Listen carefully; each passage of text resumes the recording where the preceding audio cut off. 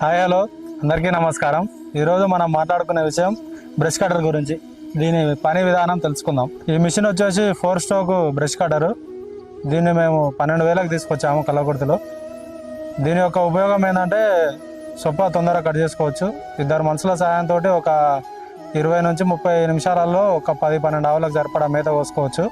దీని petrol capacity వచ్చేసి litre. 1 litre వచ్చేసి మనకు ఇప్పుడు మేము కోసే విధానం ప్రకారం 10 ఆవులకి ఒక 5 రోజులు వస్తుంది. ఇది దీంతో మాకు లాస్ ఏం లేదు. ఇంకోటి ఏంటంటే సొప్ప నీట్గా వస్తుంది. సొప్ప కటింగ్ అనేది ఇట్లా భూమి లెవెల్ చేసుకోవచ్చు.